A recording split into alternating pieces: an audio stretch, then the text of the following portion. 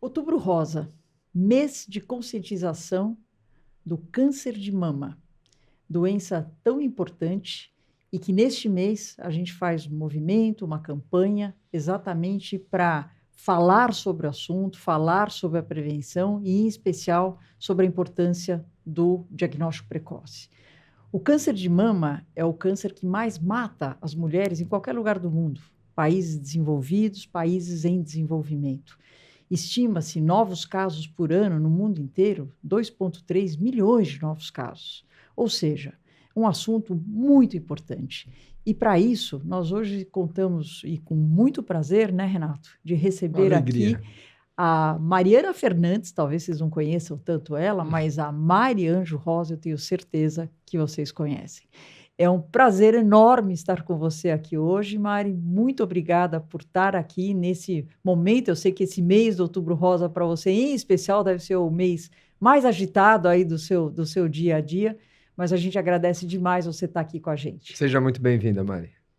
Ai, obrigada, Rô, obrigada, Renato. Eu acho que a gente vai ser um papo muito importante.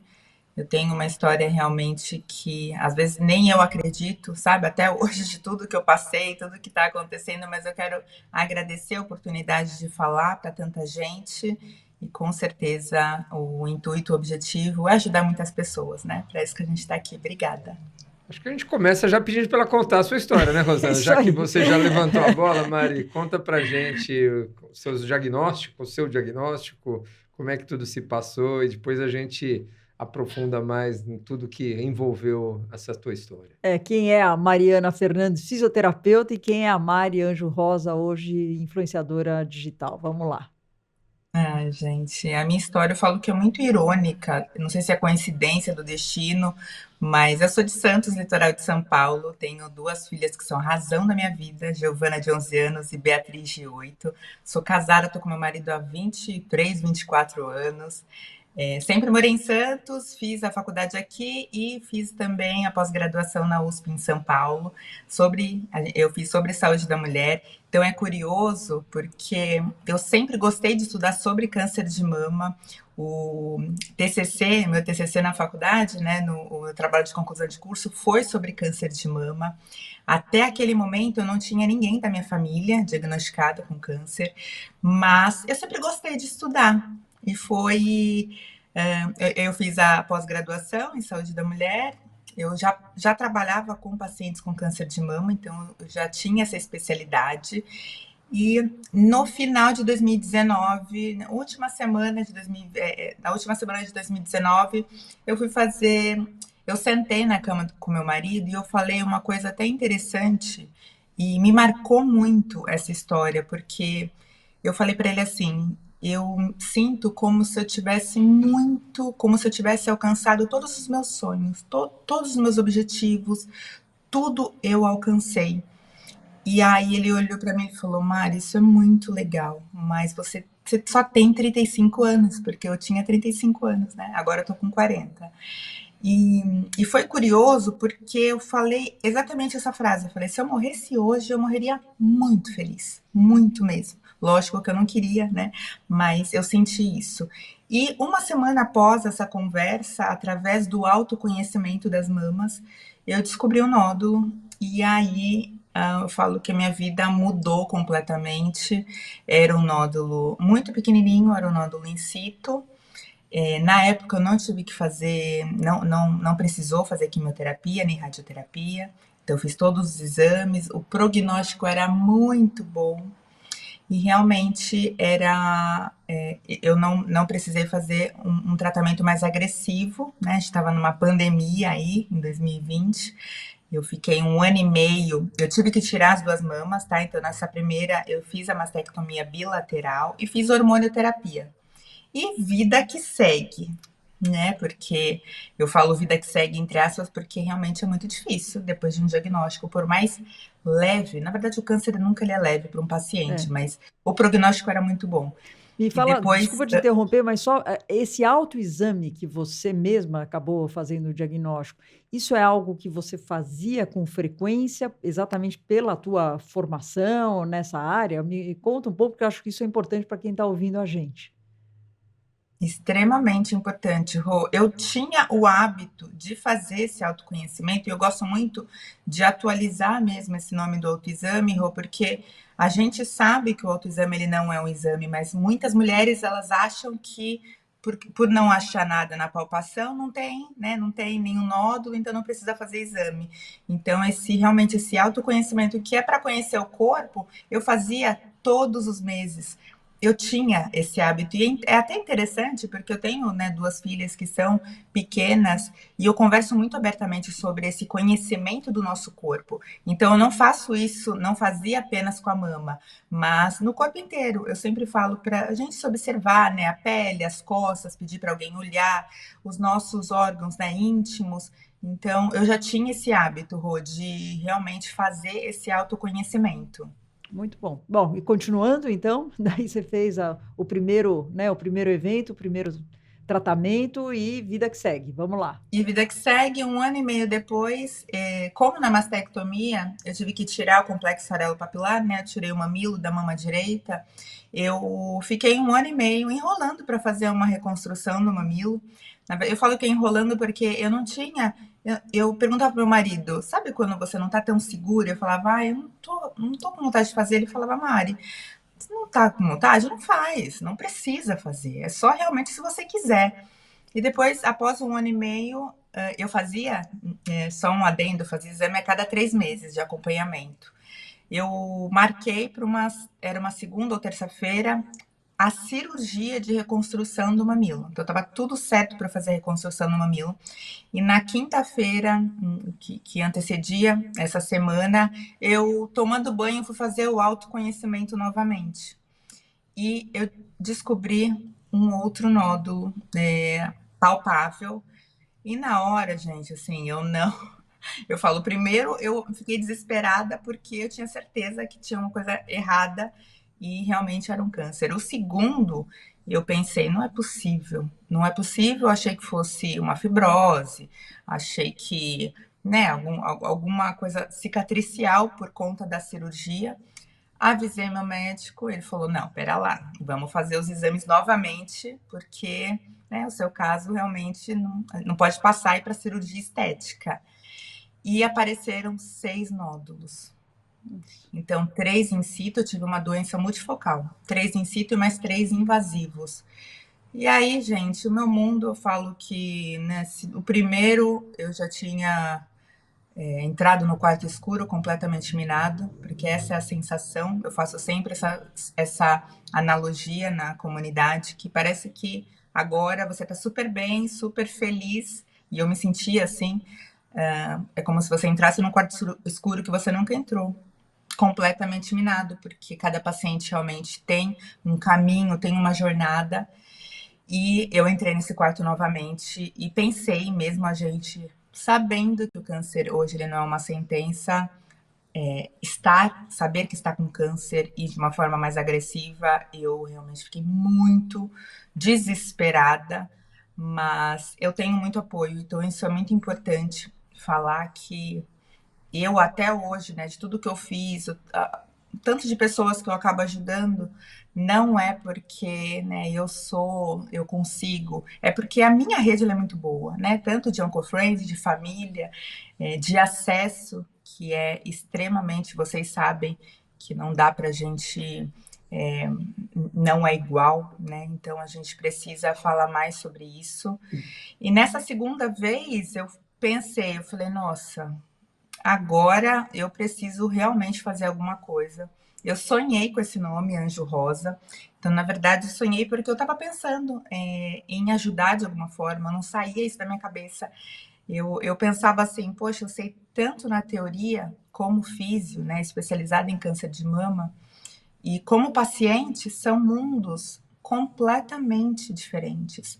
Então, eu queria ajudar de alguma forma, eu sabia que eu poderia ajudar muitas pessoas. E comecei a compartilhar da minha jornada e percebi que quanto mais eu falava, com muito cuidado, porque isso eu já tinha até como profissional, mas na rede social que a gente sabe que precisa ter, mas eu comecei a compartilhar e eu via que compartilhar me ajudava e eu também ajudava outras pessoas. Então, foi aí que surgiu a comunidade Anjo Rosa, que é uma plataforma gratuita, onde as pacientes colocam as histórias, elas trocam informações, pergunta, resposta, e tudo passa por mim, né, pelo meu filtro. Então, eu tenho esse cuidado até do que, né, vai estar lá na comunidade, porque o objetivo é acolher, né, para as É, pacientes nós vamos oncopacientes não se falar sentirem sozinhas. Nós vamos falar da comunidade. E antes, eu queria te ouvir, Mari. Eu já vi, aliás, você falando algumas vezes sobre a comunicação, como é que foi feita a comunicação do diagnóstico para você, pelos profissionais da saúde. A gente, como profissional da saúde, a gente às vezes sabe que nem sempre estamos bem preparados, todos estamos bem preparados para dar esse diagnóstico, para ter uma conversa empática, para ser cuidadoso com esse diagnóstico na fala. Claro, nós não somos oncologistas, mas eu queria que você contasse a tua experiência sobre isso, como é que foi dada as notícias para você nesses dois momentos e como é que você recebeu de uma maneira, o que que você nos diz sobre essa sua trajetória sobre isso? Renato, essa pergunta é muito, muito importante. A gente precisa falar mais sobre isso, porque eu costumo dizer que a forma como o médico ele dá a notícia à paciente é a forma como ela vai lidar durante o caminho dela, durante toda a jornada.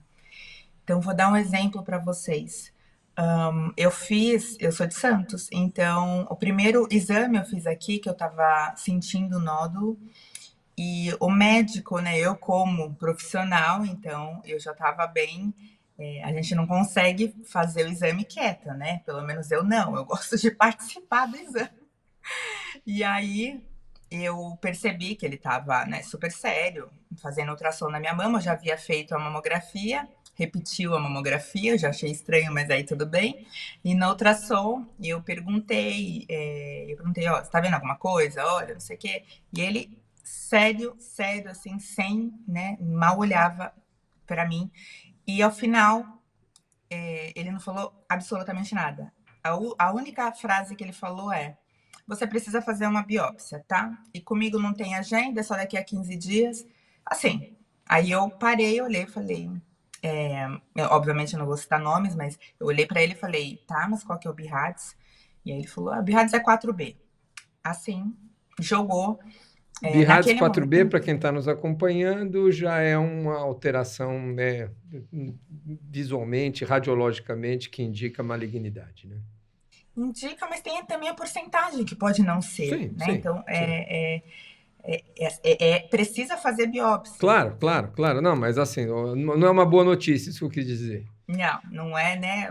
Não é Principalmente tranquilo. da forma que foi dada, né? Não é uma boa notícia aí. Olha, se eu falar para vocês, eu vou falar assim do fundo do meu coração. Eu não consegui ouvir a palavra BIRADS sem sentir aquela angústia. Então, porque o caminho é muito longo, né? Então, o BIRADS ele aparece várias vezes nesse caminho, principalmente É, no início. verdade. Então, eu sentia muita angústia só de escutar pela forma dele falar. E eu não, eu sinto que eu morri naquele dia. Essa é a minha sensação, que eu morri e realmente nasceu uma pessoa completamente diferente, só que com as mesmas memórias. Por isso que o câncer, independente se é grave ou não, né, independente do estadiamento, ele é muito forte, ele é muito traumático. E eu realmente fiquei muito tempo sentindo aquela angústia e pensei, essa forma de lidar até com o paciente, essa forma de você passar um diagnóstico ou um possível diagnóstico precisa ser diferente, precisa ser treinado se o, né, o profissional ele não tiver toda essa compaixão para passar uma notícia tão diferente. E também eu tenho uma passagem que é muito difícil, porque eu também, o primeiro oncologista que eu fui, a primeira profissional, foi muito fria também. E eu lembro que, como paciente, a gente não quer mais, obviamente, ter câncer. E eu perguntei, olha, eu não vou ter mais, né? Eu não posso ter, eu tenho duas pequenas. Eu estava desesperada na primeira Claro. consulta. E aí ela olhou e falou assim, olha, quem tem uma vez, a probabilidade de ter outras é muito grande. Então, bom, se preparar. E aí eu saí de lá e falei, eu não, eu não quero. Tudo bem que pode ser, é verdade, é muito difícil, né? Mas eu sabia que aquele momento eu precisava de muito acolhimento e precisava de alguém que andasse junto comigo e não me deixasse tão afastada, né, daquele mundo que é a oncologia para um paciente. Eu, E já eu o vejo, segundo, Mari, eu vejo você está falando, é o que o Renato falou, nós não somos oncologistas, mas a gente vê que nesse momento eu faço um paralelo, mais ou menos, quando eu vou falar de um paciente que está infectado pelo vírus HIV e eu tenho que dar notícia, né? Então, eu acho que o acolhimento e a empatia, você se colocar no lugar daquela pessoa naquele momento e de ter essa notícia, para nós pode até ser, entre aspas, quase uma rotina, né? A gente trabalha com isso, eu imagino que alguém que faça o exame, etc., mas é fundamental, né? Esse acolhimento, é o que você falou, por isso que eu acho importante você falar isso, porque isso marca a sua jornada, né? E é algo que você hoje, olhando para trás, você vê que isso serviu, inclusive, te dar mais motivação para fazer tudo o que você faz hoje e saber acolher as pessoas. Eu acho que é mais ou menos por aí, né? E transmitir esperança, né, Mário? Eu acho que talvez seja essa palavra, né? A comunicação de uma doença grave, qualquer que seja, ela tem que ter sempre. Na pediatria, também eu sou pediatra, e quando você vai dar um diagnóstico para uma criança, imagina grave para uma criança, e você não transmite nenhuma esperança, não importa qual seja o diagnóstico, qual seja o prognóstico, mas o teu olhar é de compaixão, é de acolhimento e é de esperança. Eu acho que a nossa missão é de esperança, é né? exatamente isso que vocês falaram. Então, quando eu falo que a gente precisa fazer um movimento, e é um movimento real, a gente precisa mudar toda essa geração que era realmente muito mais fria e porque era necessário, a gente sabe disso, não dá para julgar também, mas é uma Claro. geração que precisa ter um olhar diferente porque as pessoas estão diferentes, não dá para É. tratar dessa forma. E quando eu tive, né, esse acolhimento, quando o meu médico ele olhou para mim e falou assim: Olha, Mari, realmente a gente não esperava, o prognóstico era muito bom. Não dá para saber se vai ter novamente, né? Ninguém. Então, assim, né, ele mesmo saudável não sabe se vai ter novamente, mas ele falou: eu vou estar do seu lado, eu vou fazer o melhor que eu posso fazer, você vai fazer o seu melhor. E a gente, juntos, a gente vai nessa caminhada. Então, aquilo eu falei: opa, pera lá, ele vai fazer o melhor dele. Eu também vou. O que eu posso fazer mais? Então, realmente, essa conexão, essa empatia, como vocês falaram, e eu até vou jogar a bola para vocês, tá? Como médico, que eu acho que é super importante a gente discutir, mas é uma, é uma forma que a gente precisa mudar. E eu queria até escutar de vocês com relação a isso, porque vocês têm essa compaixão, essa empatia. Mas por que vocês acham que é tão difícil os médicos olhar? Eu falo os médicos geral, porque né, as pacientes elas têm essa conexão, vai escutar os médicos, principalmente no diagnóstico. Mas por que é assim? E o que vocês acham sobre isso? O que a gente pode fazer? A minha geração em especial, né, a nossa geração, fomos muito treinados para impor a nossa ciência. Nós, né, fomos treinados, nós sabemos, é assim que se faz, nós temos que convencer, muitas vezes pouco treinados para ter uma escuta, né, mais acolhedora, mais empática do realmente o que o paciente que nós atendemos traz como queixas. Então, nós estudamos, nos debruçamos, damos o melhor do nosso conhecimento para impor a nossa ciência a ele, impor no bom sentido, claro, querendo o seu bem, mas muito pouco treinados em relacionamento humano, muito pouco treinados nas escolas. Um ou outro professor tinha esse cuidado na nossa formação. Eu acho que a formação do médico ela carece realmente de um investimento em humanização, em ter cuidado. Eu acho que isso já melhorou muito da nossa época para hoje em dia. Sem dúvida, há um progresso muito grande nisso, mas é o que você falou, ainda há uma geração, algo geracional, e que vem mesclado, inclusive, com as redes sociais, com as informações. Na nossa época, eu era o detentor da informação, nós éramos o detentor da informação e não havia outra possibilidade do paciente ter alguma informação sobre a sua doença. Hoje a gente tem uma conversa, um debate muito mais franco, porque ele precisa ser mais transparente, inclusive. Eu concordo com o Renato. A única coisa que eu acrescentaria é que hoje a tendência sempre hoje é fazer uma medicina mais individualizada, né? Então, o mesmo tratamento que eu faço para o paciente A com a mesma doença, não necessariamente vai funcionar no paciente B, porque por N características. E eu acho que da mesma forma, Mari, eu acho que tem pacientes e pacientes na hora de receber também essa informação. Eu vejo, tem pacientes que querem saber absolutamente tudo, querem, como O você falou, detalhe, o BIRAD. nós vamos juntos nessa batalha. Tem outros que falam, doutora, faça o que a senhora fizer, eu vou confiar, etc. Eu não quero nem saber muito. Então, eu acho que também a gente precisa individualizar, acolher, empatia, isso sempre, né? E talvez, Renato, eu acho que a nossa geração, concordo com o que você falou, mas também a gente já vivenciou tanta coisa que eu acho que hoje a gente também sente muito Claro, mais a necessidade claro, desse acolhimento dos claro, nossos pacientes. A claro. gente, né, eu falo, um bom pedaço da minha consulta é muito mais essa Escutar. forma de escuta, etc., que é uma forma de acolher. Então, De tratar, inclusive. eu acho que, ok, na formação do médico nós precisamos melhorar esse item de humanização, etc., mas eu vejo um pouquinho mais colorido isso daí para o futuro. Mais rosa. Pelo menos um pouco mais rosa para o futuro. Um pouco mais vamos ver. rosa. Você sabe que assim faz muito sentido isso que vocês falaram, muito mesmo. Eu gosto de estudar sobre isso, eu estou estudando muito sobre esse protagonismo do paciente, até onde a gente pode ir com essa escuta ativa, que é o principal, mas essa mudança ela precisa acontecer, até porque antigamente realmente o câncer ele era uma sentença, então o médico, o profissional, ele precisava fazer o que ele sabia e tinha que fazer e ponto. Hoje já não é mais uma sentença, então assim, já mudou, então o protocolo mudou, a forma também precisa mudar. E muda a cada semana, né? Cada mês tem droga nova, tem proposições de tratamentos, né? Então, o diagnóstico de Exatamente. hoje, o futuro a sentença de hoje não existe mais, né? Não existe. E mesmo um paciente, né, que já tem uma proximidade, entre aspas, mais próxima da finitude, com uma doença muito grave, não dá para saber, né, quando vai, quanto tempo vai ficar por aqui. Isso. Mas eu falo que essa transformação de geração, de como lidar com o paciente, é extremamente importante, até porque eu vou dar um exemplo do meu caso, eu faço um bloqueio hormonal. Então, eu estou numa menopausa induzida, né, química, desde 36 anos, agora eu estou com 40.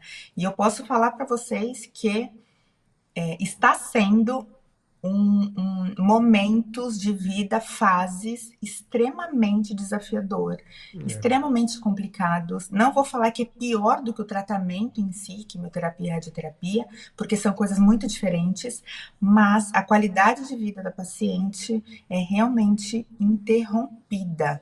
Então, não dá para a gente escutar hoje que é preciso fazer tal tratamento e a gente não está bem. Então, eu falo muito com as Oncofriends, que eu chamo carinhosamente, para elas falarem, né, abertamente com o médico, pedirem ajuda, porque eu penso, Mari, tenho muito acesso, né, aos médicos, aos melhores profissionais, e passei por fases muito difíceis que eu não gosto nem de pensar. Então, realmente, a gente precisa fazer alguma coisa para mudar isso.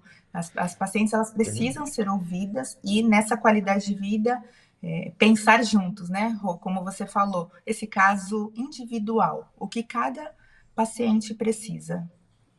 O bloqueio hormonal realmente é agressivo demais. Em casa, a esposa teve um câncer de mama, fez bloqueio durante 5 anos, sofreu com isso, e a gente vivencia isso, não é fácil mesmo. Mas eu queria tocar num assunto, Mari, que que a gente sempre, todo assunto que a gente aborda aqui, né, Rosana, a gente acaba falando das desigualdades desse país, né? Do alto do nosso privilégio aqui, a gente falar que os melhores tratamentos, o melhor diagnóstico, foi rápido, a tratamento individualizado, é muito bonito falar, e a gente sabe que talvez uma das grandes batalhas que nós temos pela frente, e você está nessa também, é melhorar o acesso a um diagnóstico rápido, um tratamento precoce, um resultado de uma biópsia oportuna, uma mamografia, né, lá atrás, antes do tempo no ultrassom, na idade correta, e aí vai, todo o tratamento depois do diagnóstico e que ele seja igualitário nesse país, ou pelo menos com uma redução de desigualdades. Que caminhos, que ações você vê como positivas que vêm acontecendo no país para que a gente pelo menos caminhe nessa direção? Perfeito. Eu acho que eu antes, assim, há uns 2 anos, eu falei que eu não queria entrar em saúde pública, assim, eu não queria me Ah, envolver, zero. E eu falava para todo mundo, gente, eu não quero, eu não quero, eu não quero me envolver, porque realmente eu sei que é um mundo muito distante. Mas quanto mais a gente luta pela causa, mais a gente vê que a gente precisa se unir. Então, se eu falar para vocês, eu tenho muita esperança, tá? Muita mesmo.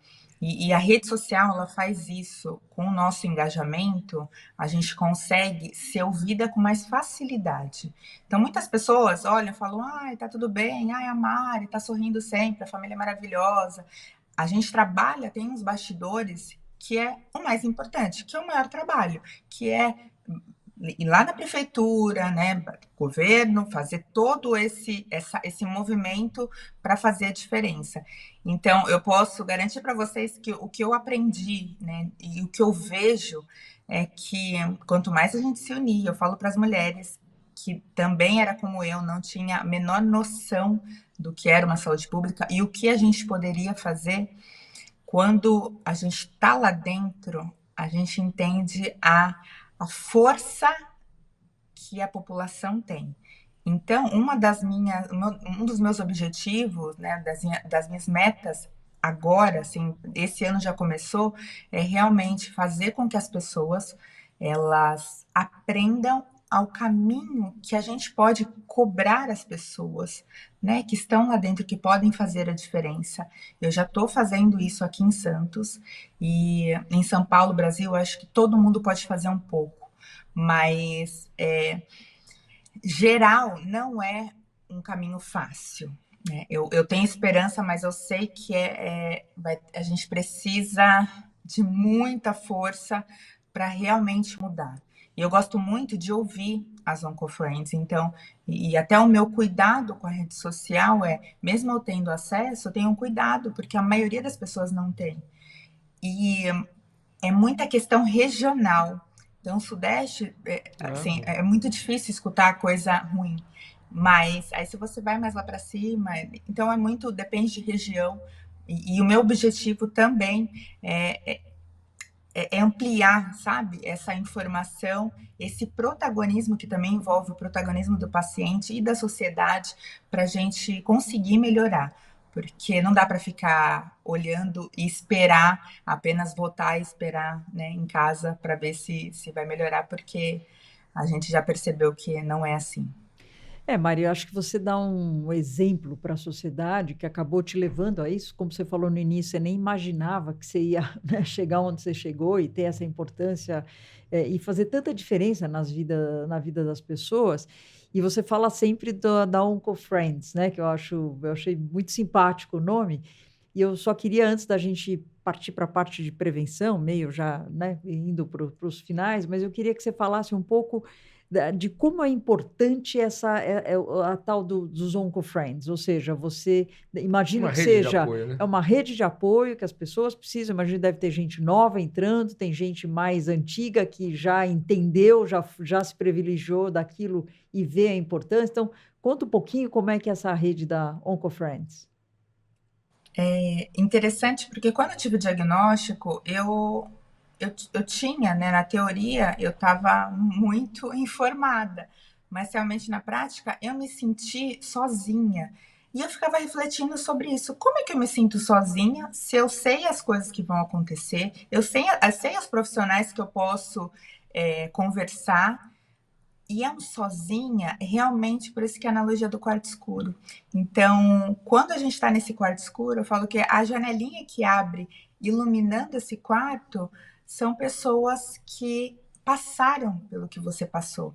Mas não necessariamente, né, exatamente o tipo de câncer que eu tive, mas pessoas que tiveram câncer, que têm essa sensação de proximidade da finitude e elas falam, olha, né, não pisa aí, vem mais para cá, né, pula essa parte. Então, eu falo que essa conexão é importante. Então, quando eu fiquei muito sozinha, eu tive essa sensação, eu me sentia muito bem quando eu conversava com outras meninas que passaram, meninas mulheres, tá, gente? Porque na comunidade tem meninas de 90 anos, eu falo sempre meninas. E elas, eu comecei a sentir essa ajuda e é incrível, assim, o meu médico falava uma coisa e quando eu falava para um co-friend, olha, né, eu vou fazer tal coisa, ela falava, olha, faz isso, mas não que mudava o protocolo do médico, nada disso, mas dicas que fazem muita diferença. Por exemplo, a própria atividade física, a gente fala, a gente conversa entre as co-friends, muita gente não gosta mais de fazer atividade física, eu era uma que amava fazer, e hoje eu faço assim, eu coloco na agenda e vou, porque eu sei que é muito importante.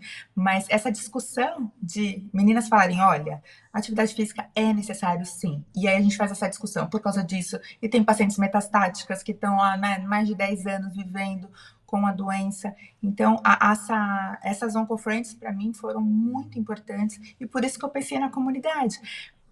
Hoje existe, né, várias, né, na época, quando eu estava com 35 anos, já existia vários grupos de câncer de mama, várias ONGs, mas eu sentia falta dessa comunidade, porque a comunidade ela é essa junção.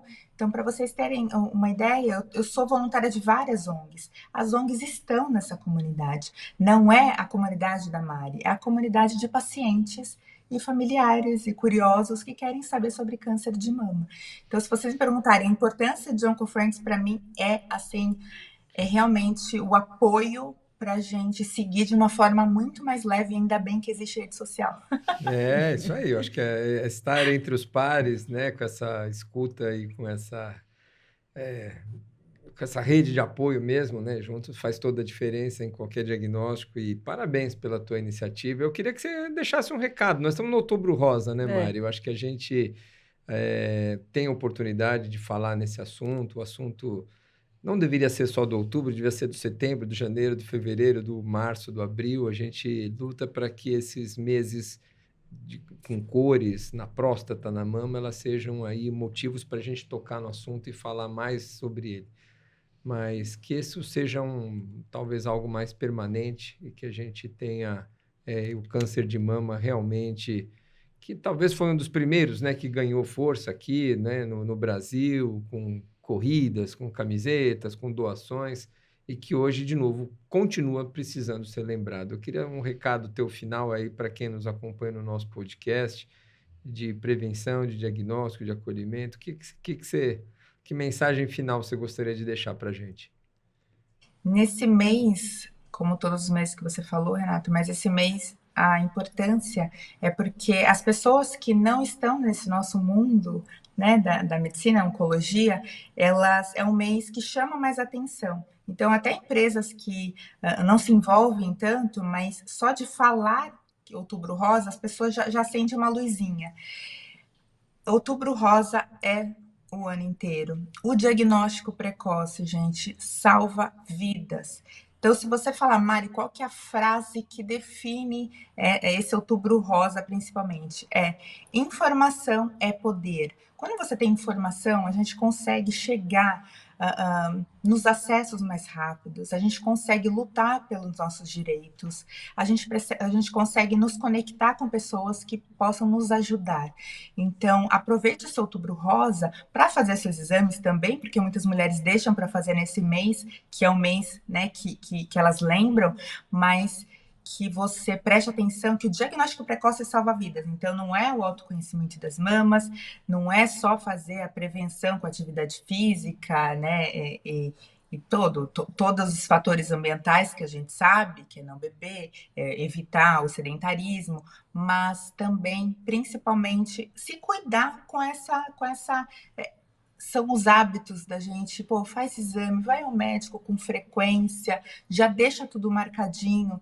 Então, o diagnóstico precoce, ele salva vidas, as chances de cura, elas são enormes, não pode deixar para depois. Meu médico, ele tem uma frase que para mim faz muito sentido, que é quem procura acha e quem acha cura.